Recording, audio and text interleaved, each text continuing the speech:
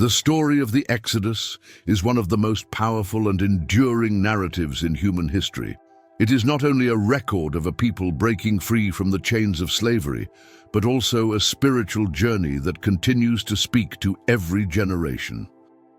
Beneath the surface of miracles and events lies a profound message about hope, transformation, and the guiding hand of God in the lives of His people. At first glance, the Exodus may seem like a historical drama set in ancient Egypt, with Pharaoh, plagues, and a miraculous escape. Yet when we look closer, the story reflects something deeper, something that touches every human heart. It is about moving from fear into courage, from despair into hope, and from bondage into freedom. Each event is like a symbol, carrying truths that continue to inspire and challenge us today. The cry of the Israelites in their suffering is the cry of every human soul that longs for freedom. Their journey reminds us that no matter how strong the chains may feel, there is always a path forward. The Exodus is not just about one nation leaving Egypt. It is about the timeless movement of people everywhere who seek a better life, who yearn for meaning, and who look for light when surrounded by darkness. What makes this story so enduring is that it is not tied to one place or one moment in time. It is a story that reaches into every generation, offering a vision of hope and renewal. It shows that behind every struggle lies the possibility of deliverance, and that behind every step of the journey there is a purpose leading towards something greater. The Exodus invites us to see ourselves within its narrative.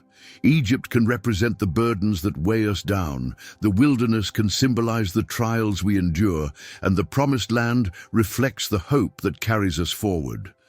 By reflecting on these moments, we begin to see that this story is not only about them, it is also about us. If you enjoy exploring hidden meanings in stories like this and want to discover more uplifting content, make sure to subscribe to the channel, give this video a like, and share your thoughts in the comments. Your support helps bring these messages to more people, and your voice adds to the conversation of hope and faith. The story of Israel's slavery in Egypt is more than the description of a people under cruel oppression. It is a vivid picture of the condition of the human soul when burdened by forces that strip away dignity, hope, and peace. Egypt, with its power and wealth, becomes the setting where freedom is denied, where lives are shaped by toil without rest, and where the memory of promise seems almost forgotten. This bondage reflects the inner struggles that every person faces, the weight of sin, fear, or despair that can feel impossible to escape. Slavery in Egypt was not simply physical labor, it was the crushing of identity. The Israelites were not free to live as they were called to live.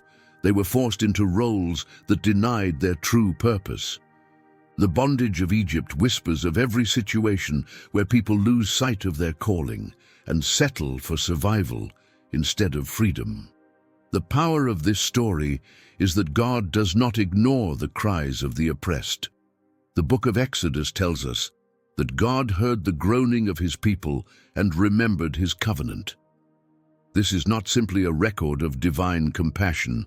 It is a declaration that no cry for freedom goes unheard. Even when the people had no strength left to rise, their suffering reached the ears of heaven. In this way, the story becomes a beacon of hope for anyone who feels trapped, assuring that no chain is too strong, no master too cruel, no situation too hopeless for deliverance. Egypt, in its symbolism, represents more than a land of slavery. It represents the patterns of sin and oppression that hold human beings captive. It is the greed that consumes, the pride that blinds, the fear that paralyzes, and the despair that silences hope. Pharaoh becomes the embodiment of resistance against God's liberating power. His hardened heart mirrors the stubbornness of forces within and around us that resist change, that refuse to let go, and that fight to keep souls bound.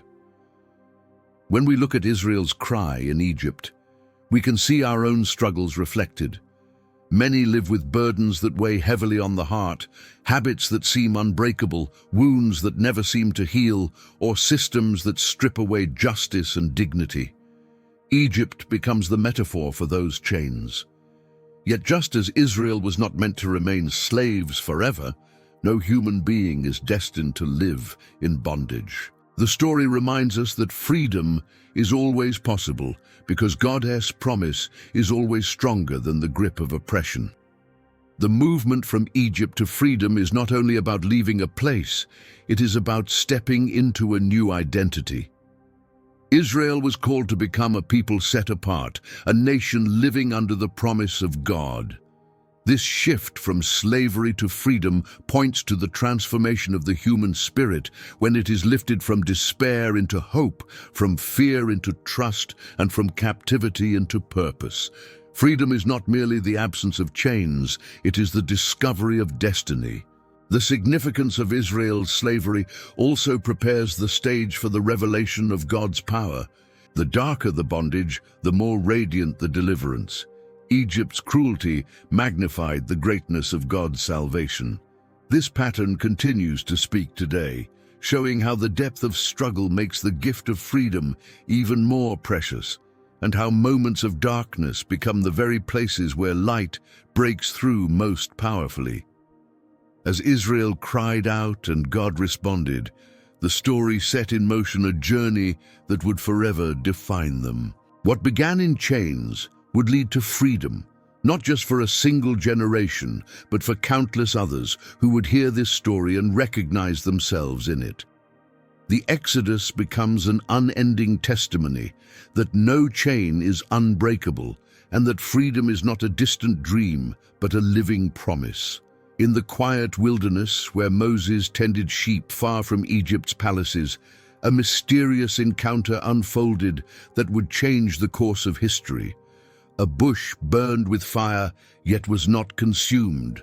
From within the flames came a voice calling Moses by name. This moment carries a weight that extends far beyond its setting.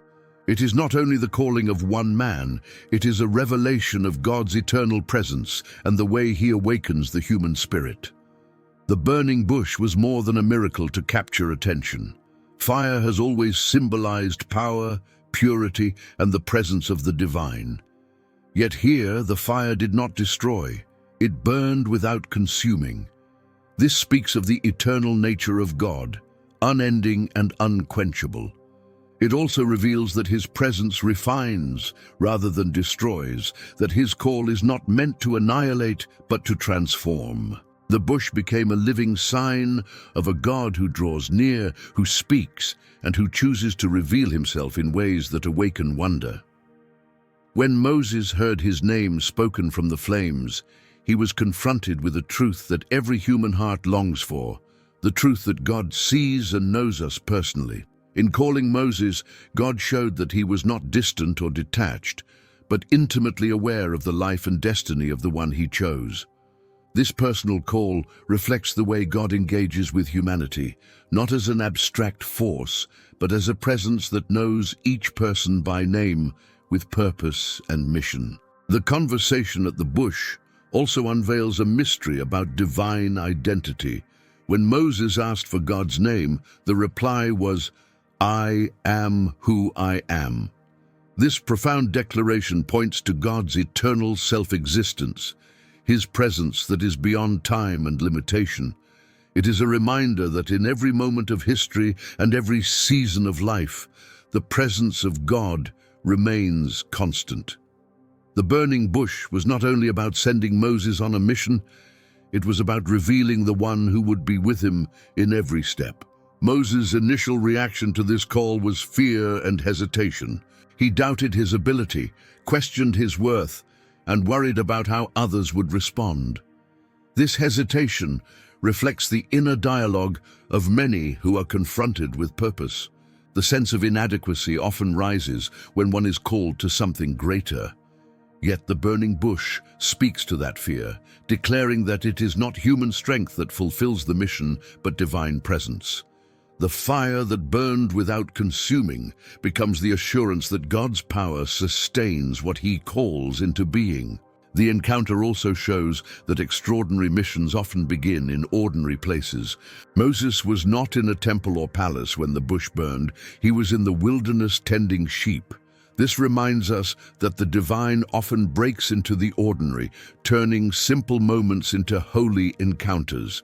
It tells us that no place is too humble for the presence of God to be revealed, and no life is too hidden for a calling to emerge.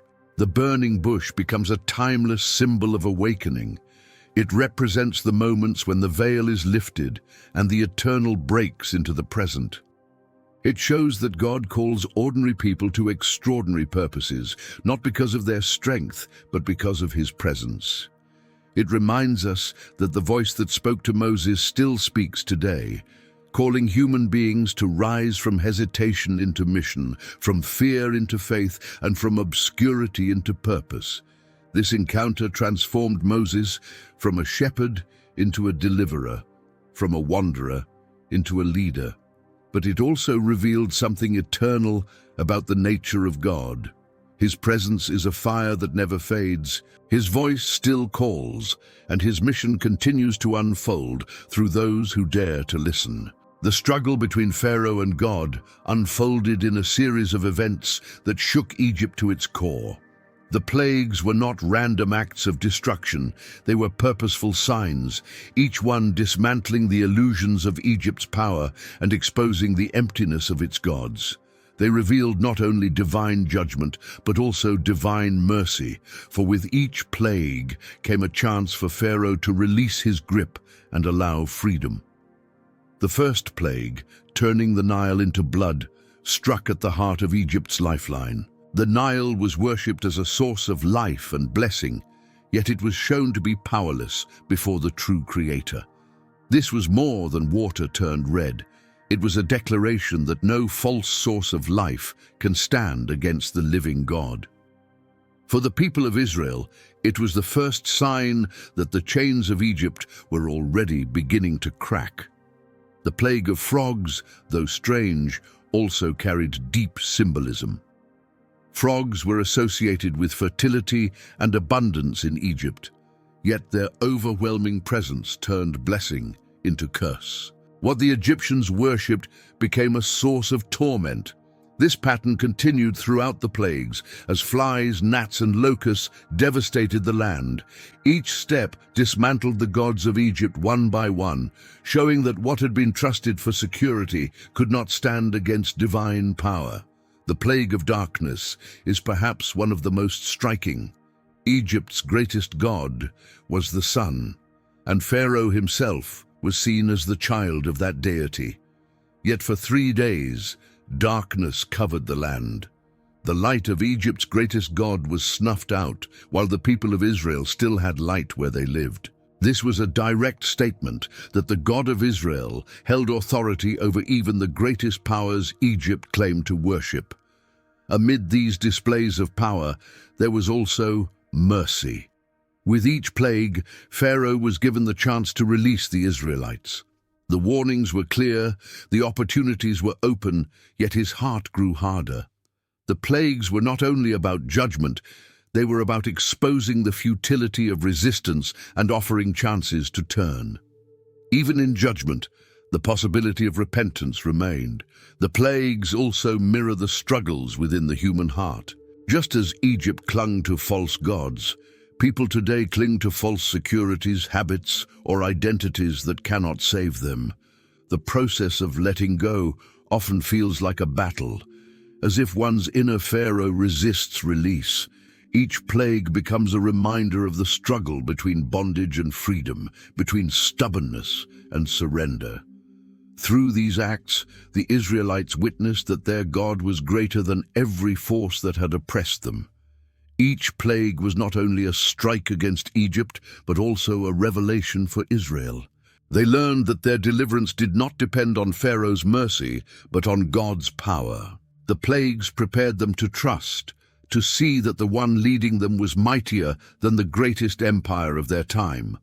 The lessons of the plagues endure as a testimony that no false god can stand against the truth, no power can silence the call to freedom, and no stubborn resistance can ultimately prevail. What began as signs of judgment became lessons in faith, pointing to the mercy and might of a God who fights for freedom.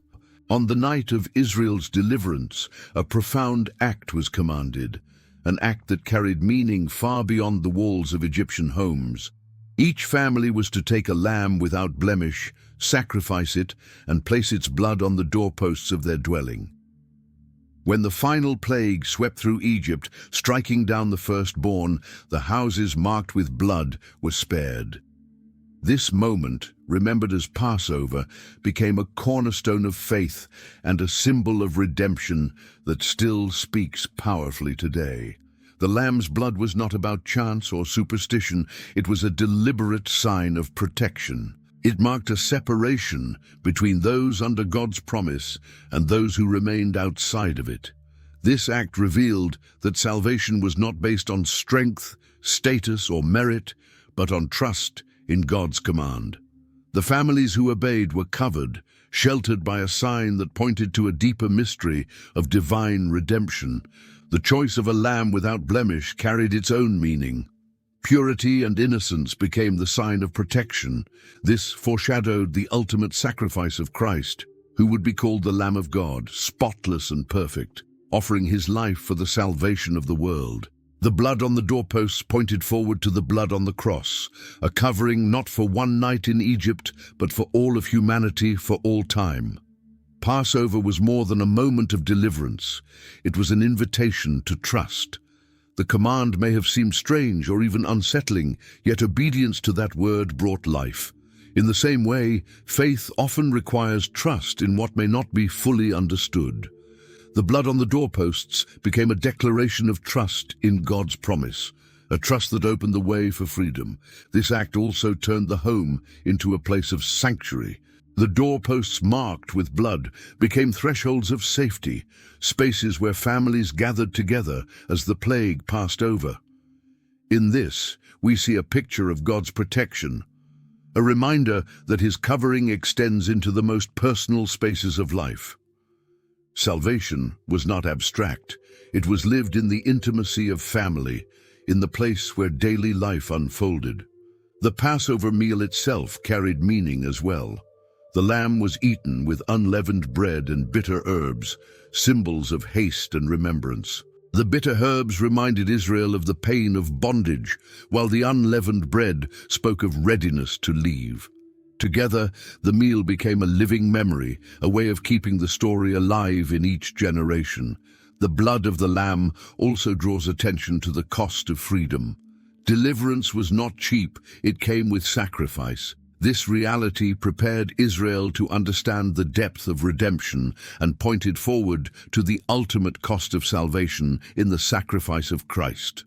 Freedom is precious, and it is always marked by the giving of life. The night of Passover became the turning point in the Exodus story. Egypt's power was broken, and Israel was set free.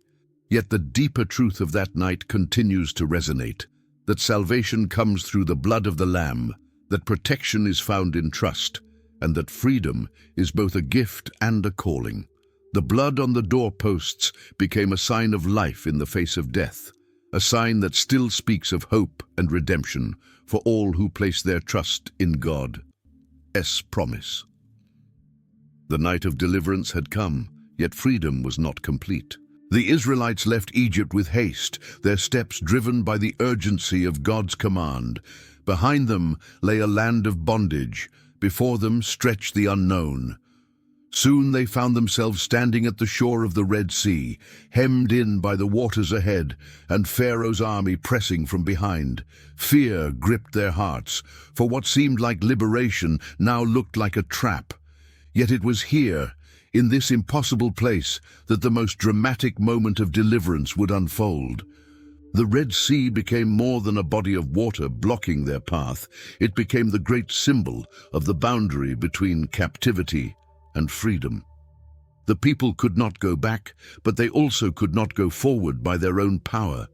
They stood at the edge of human limitation, where only divine intervention could make a way.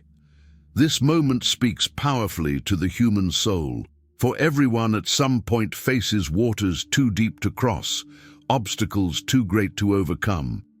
The Red Sea represents those moments when faith becomes the only path forward. Moses, standing before the people, raised his staff at God's command, and the waters parted. Walls of water stood on either side, and a dry path appeared through the sea. This act was not simply a miracle of nature, it was the unveiling of God's power to make a way where none existed. For the Israelites, every step across that seabed was a step of faith, trusting that the walls of water would hold, that the God who parted the sea would sustain them until the other side. As they crossed, the people left behind more than Egypt. They left behind the identity of slaves. The Red Sea became the passage through which they were reborn as a free people. The waters closed behind them, and Egypt's army was destroyed, symbolizing the breaking of sin's hold and the end of the power that once enslaved them. The sea did not just separate them from their enemies, it separated them from their old life. This crossing has always been seen as a picture of transformation. Just as the Israelites passed through the waters into freedom, so the human soul passes through moments of faith into new life. It is a reminder that freedom is not only about leaving bondage, but about entering into a new reality, one defined by trust in the God who saves. The destruction of Pharaoh's army also carries deep meaning. Pharaoh represented the ultimate resistance to God's will, the force that refused to let Israel go. When his army was swallowed by the sea, it was not merely a military defeat, it was the shattering of the power that claimed ownership over God's people. For every generation, this stands as a symbol that the grip of sin, no matter how strong, can be broken completely. The Red Sea reminds us that deliverance is both dramatic and decisive. It is dramatic because it reveals God's unmatched power, and it is decisive because it closes the door to return. Israel could never again be slaves in Egypt, for the sea that opened before them had destroyed the power that enslaved them. This truth speaks to the journey of faith, where the past is left behind not as a lingering threat but as a conquered reality. Every step across that dry seabed is an invitation for us to step forward in faith when we face the impossible. The Red Sea stands as a testimony that God does not simply guide his people out of bondage. He carries them through the barriers that seem insurmountable, leading them into a freedom secured by his power alone. After the Red Sea came the wilderness, a vast and barren land where the people of Israel would walk for years. The desert was not simply a place of travel, it was a place of testing, shaping, and transformation. Freedom from Egypt was only the beginning, for freedom must be learned, tested, and deepened. The wilderness became the place where Israel discovered what it meant to trust, to rely, and to be formed into a nation of faith. The wilderness represents the seasons of life where comfort is stripped away and dependence on God becomes unavoidable. In Egypt, though they were slaves, the Israelites had food and shelter provided by their oppressors. In the desert, they had nothing unless God provided. This shift exposed their hearts, revealing both their fears and their need. It showed that freedom is not just about release from chains. It is about learning to walk in reliance on God alone. In the desert, the people often complained, doubting whether God would sustain them. These moments of grumbling reveal the tension within every human heart, the struggle between trust and fear, between memory of bondage and vision of promise. The wilderness lays bare the inner battles that arise when the familiar, even if painful, feels safer than the unknown journey of faith. Yet the desert was not only about exposure, it was also about transformation. It was here that God revealed his presence in the pillar of cloud by day and fire by night. It was here that the people learned to move when he moved and to rest when he rested. Every day in the wilderness became a lesson in trust, a rhythm of dependence on divine guidance. The wilderness also shaped character. The trials refined the people, stripping away illusions of self-sufficiency and forming in them the strength to enter the promised land. Without the desert, they would not have been ready for the responsibilities of freedom. The barren land became the classroom of faith, where obedience was tested and resilience was born. The symbolism of the wilderness extends beyond Israel's journey. It speaks of those seasons in life where nothing seems certain, where the familiar has been left behind, but the promise has not yet been reached. These are the times when faith feels most difficult yet most necessary. The wilderness teaches patience, endurance, and reliance, turning emptiness into transformation. The desert of testing also reveals the mercy of God. Despite the people's complaints and failures, God remained with them. His presence never departed, His guidance never ceased, His provision never failed. The wilderness, though harsh, became a place of divine faithfulness, proving that God does not abandon His people in their weakness, but walks with them through every trial. The wilderness journey shows that testing is not punishment, but preparation. It shapes the heart, strengthens faith, and prepares for the promise ahead.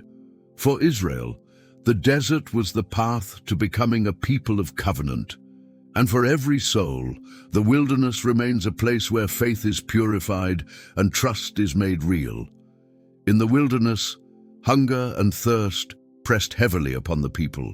Without fertile fields or flowing rivers, survival seemed impossible. Yet it was in this place of lack that God revealed Himself as the sustainer of His people, providing bread from heaven and water from the rock. These miracles were not only acts of provision, they were signs of deeper truths about divine nourishment and grace. When the people hungered, God gave manna, a bread unlike anything they had known. It appeared with the morning dew, white and delicate, enough for each day but not to be stored in abundance.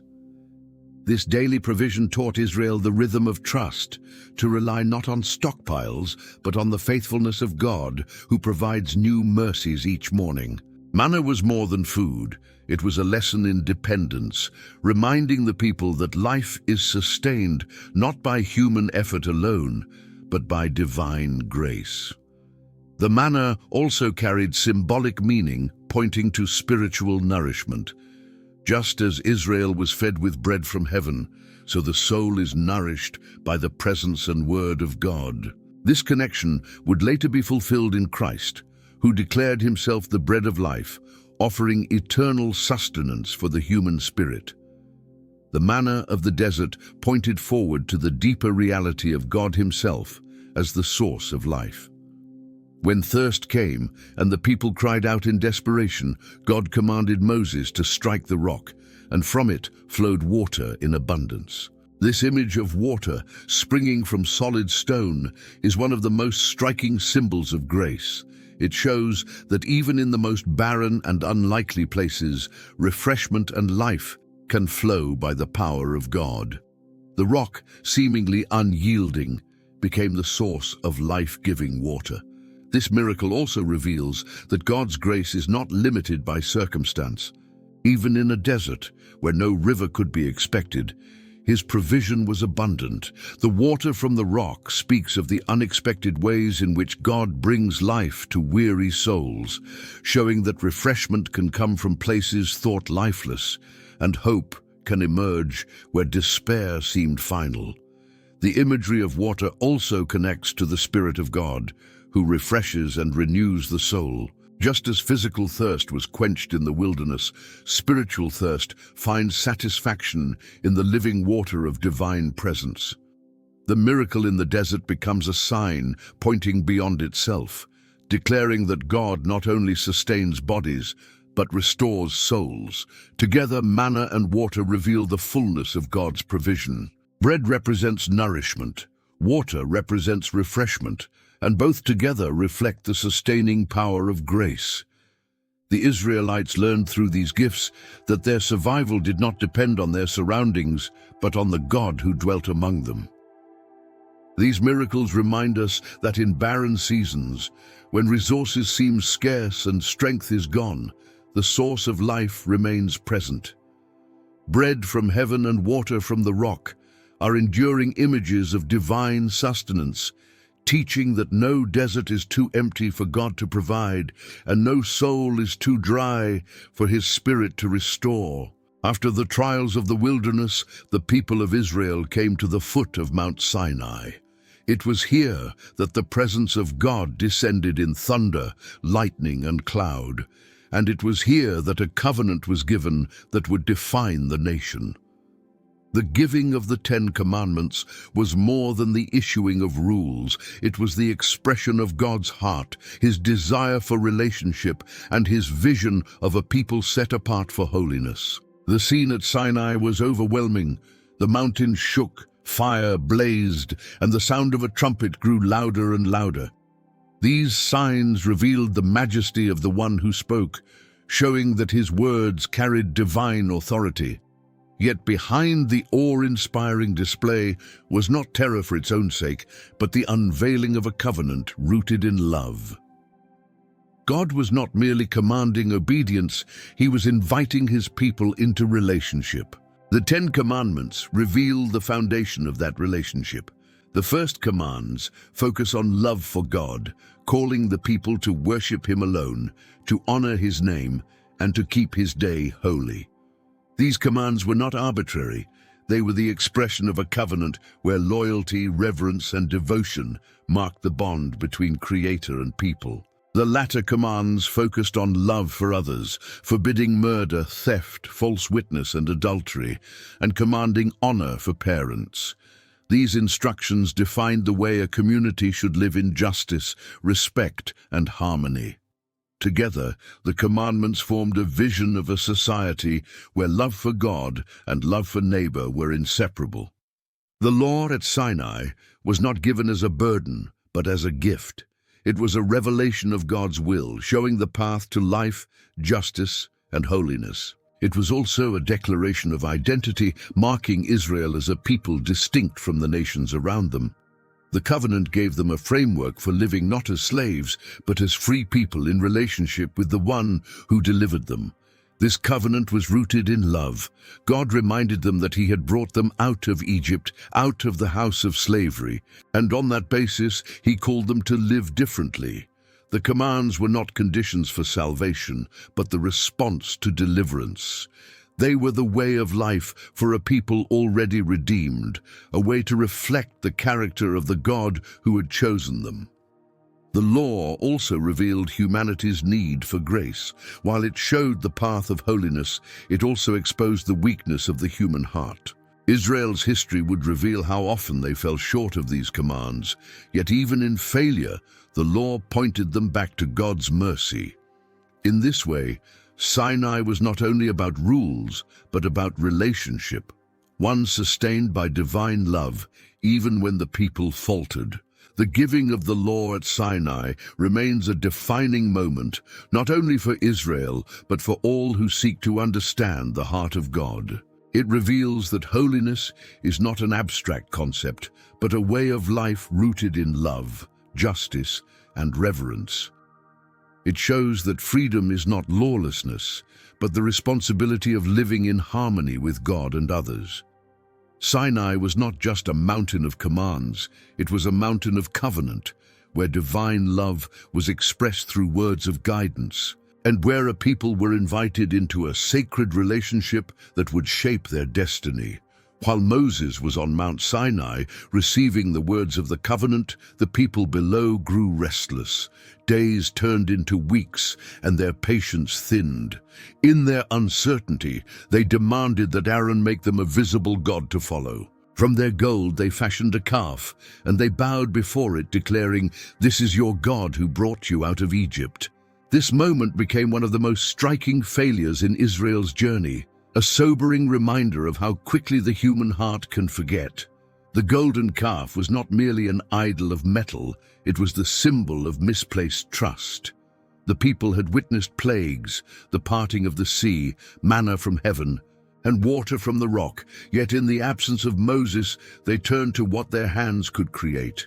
This act reveals the deep temptation of idolatry, the desire for something visible and controllable when the unseen God feels distant. Impatience was at the root of their fall. The people could not bear the silence, the waiting, the uncertainty. They longed for immediacy, for assurance they could grasp. This impatience led them to exchange the living God for an image of gold. The golden calf becomes a timeless warning of how easily impatience can lead to compromise and how quickly trust can erode when the heart grows weary of waiting. Their idolatry also showed how easily old patterns return. Egypt had been left behind, yet Egypt's influence lingered in their hearts. The calf reflected the idols they had known in the land of their slavery. Though they were free in body, their minds and desires still carried the imprint of bondage. This reveals a profound truth. Deliverance from external chains is only the beginning. The deeper work is the deliverance of the heart from old allegiances. When Moses descended the mountain and saw the people dancing around the calf, his anger burned. The covenant had been broken even before it was sealed. The tablets of stone, written with the finger of God, shattered on the ground, symbolizing the fracture between God and his people. Yet even in judgment, mercy was not absent. Moses interceded, pleading for forgiveness, and God renewed his covenant with them. This shows that even in great failure, divine mercy remains greater. The golden calf exposes the danger of forgetfulness. When people forget what God has done, when they lose sight of his presence, they turn to substitutes. Idols are not always made of gold. They can be wealth, power, success, or anything that claims the place of ultimate trust. The human heart is prone to fashioning idols when it forgets the living God. This story also highlights the importance of faithfulness in unseen times. When God feels silent, when answers seem delayed, the heart is tested. Will it cling to trust or will it grasp for substitutes? The golden calf reminds us that the true test of faith is not in moments of miracle, but in moments of waiting. The episode did not erase Israel's destiny, but it did mark them with a lesson carried through generations. The danger of idolatry, the peril of impatience, and the power of forgetfulness are warnings not only for Israel, but for every generation. Yet alongside the warning stands the enduring truth of mercy, that even in failure, God calls his people back into covenant with him. After the failure of the golden calf, God gave instructions for a dwelling place, a sanctuary where his presence would rest among his people. The building of the tabernacle was more than the creation of a portable tent. It was a profound statement that the God who delivered Israel desired to dwell with them. The tabernacle became a visible sign of divine presence, a reminder that God was not distant but near. The design of the tabernacle was detailed and intentional. Every element carried symbolic meaning, from the Ark of the Covenant to the altar, the lampstand, and the veil. These were not random objects, but sacred images pointing to deeper realities. The Ark, resting in the Holy of Holies, represented the throne of God among his people. The lampstand symbolized light in the midst of darkness. The altar spoke of atonement and access. Together, they created a dwelling that mirrored heavenly truth in earthly form. The presence of God filling the tabernacle with glory was the ultimate confirmation. When the work was complete, a cloud descended, and the glory of the Lord filled the sanctuary so powerfully that even Moses could not enter. This was the visible assurance that God had chosen to be with his people, not only to lead them, but to dwell among them. The tabernacle was a constant reminder of divine nearness, of a God who chose to make his home in the midst of his people's journey. The symbolism of the tabernacle also pointed beyond itself. The veil separating the Holy of Holies spoke of the barrier between humanity and the fullness of God's presence, a barrier that would one day be torn open through Christ. The sacrifices offered at the altar pointed toward the ultimate sacrifice that would bring redemption once and for all. The imagery of the dwelling place became a prophetic sign of the greater dwelling that God would establish through His Son and His Spirit. The tabernacle also revealed that holiness was central to relationship with God. The careful rituals, the consecration of priests, the separation of sacred spaces, all reflected the reality that approaching the presence of God required reverence and purity. This was not to keep the people away, but to teach them the sacredness of His presence and to prepare them to carry His holiness into their lives. The fact that the tabernacle was portable carried meaning as well.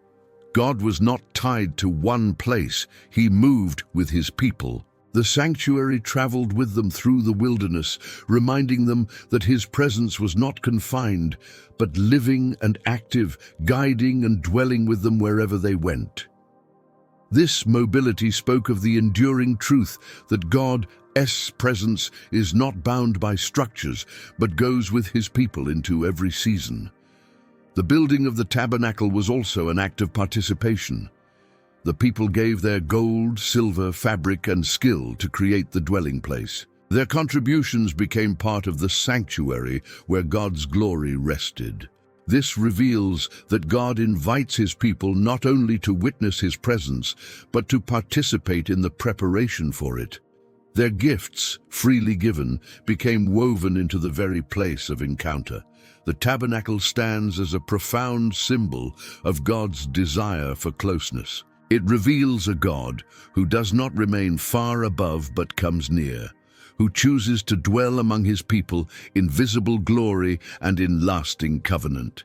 It is a testimony that divine presence is not a distant concept, but a living reality, one that continues to invite humanity into the mystery of dwelling with God. The journey that began in Egypt did not end in the wilderness. The promise that carried Israel through trials, miracles, and failures was always the vision of a land flowing with milk and honey, a land of rest and fulfillment. The promised land was more than territory. It was the realization of hope, the destination that gave meaning to every step of the journey. For the Israelites, the promised land represented the fulfillment of God's word. Generations had carried the memory of a covenant made with Abraham, Isaac, and Jacob, and now that covenant was taking shape in reality. Every step closer to Canaan was a reminder that God's promises do not fail. Even when the path is long and the waiting is difficult, the promised land was not just about geography, but about destiny. It symbolized a place where the people could live in freedom, governed not by Pharaoh's cruelty, but by God's covenant of love. It was a land where justice, worship, and community would reflect the divine will. This truth reveals that hope is not only about what is gained, but about what is lived, a way of life rooted in God's presence. The crossing into the promised land also marked the movement from wandering to settlement. The wilderness had been a place of testing, but the land was a place of establishment. This shift reveals the pattern of life, where seasons of trial give way to seasons of fulfillment. The promised land symbolizes the hope that every season of testing leads toward a greater purpose. At the same time, the promised land pointed beyond itself to an even greater reality. The land of Canaan was temporary, a signpost of a deeper and eternal hope. It pointed to the ultimate rest, the everlasting dwelling with God, where every struggle would cease and every promise would be fulfilled. The physical land was a symbol of the spiritual destiny awaiting humanity, the eternal union with God. This symbolism reminds us that the journey of faith is never without purpose. Each trial, each miracle, each act of trust is a step toward hope fulfilled. The Promised Land teaches that the path of faith does not end in emptiness, but in abundance, not in despair, but in promise, not in loss, but in life. The story of the Exodus, from chains in Egypt to the hope of the Promised Land, becomes a timeless vision of redemption. It speaks of a God who hears, who delivers, who sustains, and who fulfills. It reveals that every journey of faith is guided by the assurance of hope beyond the wilderness, hope that does not disappoint because it is grounded in divine promise. The Promised Land remains a powerful image for all who walk in faith. It is the assurance that the struggles of the present are not the final word, that the wilderness is not the destination, and that every step forward is a step toward fulfillment. It is the vision of eternal hope that carries the human soul through every trial, reminding us that beyond the journey lies the promise of life with God. Thank you for walking through this journey and reflecting on the hidden meaning of the Exodus story. If this message inspired you or gave you new insight, I invite you to subscribe to the channel so you will not miss future videos. Take a moment to like this video as a way of supporting the work and helping it reach more people. And if you know someone who would be blessed by this message, share this video with them so they too can be encouraged.